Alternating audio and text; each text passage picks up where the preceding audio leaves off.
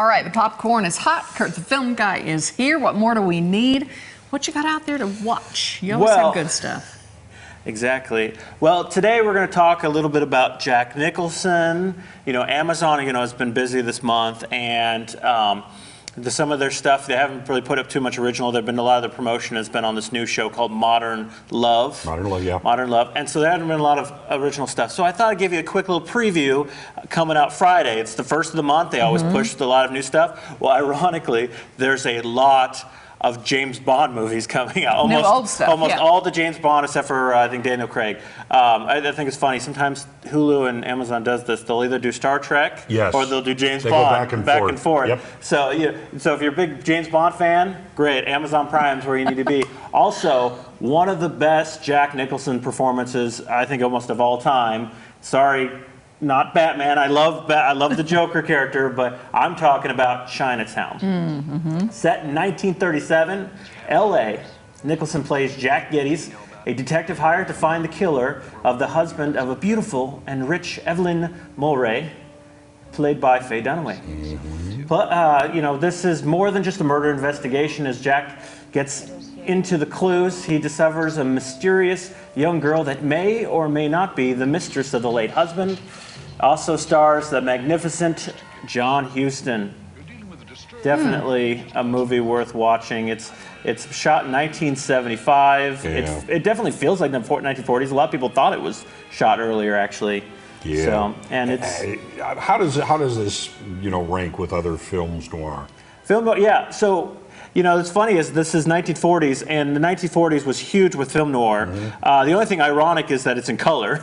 So most film noir, the elements are it's usually detective, and the lighting is very, very extreme, and then it's usually in black and white. So this is kind of a rare thing, but it feels a lot like Humphrey Bogart films. Recently, they had a series, I believe, in September. They did it each week on TCM. They did another big name actor. The Humphrey Bogart one had a lot of great ones.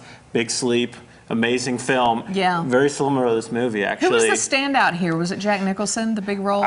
Jack was great. Yeah. I think John Huston was actually the standout. The funny thing about John Huston is I don't know, there was something about him, I just didn't like it the first time I watched it, but now that I've watched it and kind of got into it a little more, he's an amazing actor. It's funny, we were talking about, he directed The Treasure Sierra Madre with Humphrey Bogart, which pretty much Jack Nicholson is playing, so it's kind of a small world there. It's kind of an homage, really, to it's Bogart. An homage to the to that era, to that time frame, and it's a beautiful film. Ironic, it came out in '75 and only won one Oscar for screenplay. Yeah. And in my opinion, almost any other year, that was a big snub. But if you actually look at what happened in 1975, about half of those awards actually went to Godfather 2. Yeah. So, director Roman Polanski got snubbed. Best actress, best actor. Both. Huston was up for a. He was not. He was not up for that. I thought he was actually, but no, he was not up for this. He was nominated for a Globe, but not for an Oscar. Okay. But that's actually I thought he was one of the only actors that got an award. Yeah. But no, he wasn't up. So, but just kind of a funny note. That we're talking about The Godfather 2, Pacino, De Niro, another big movie coming out later this month that we're going to talk about. I was hoping it was actually the next week, but I got the dates mixed up.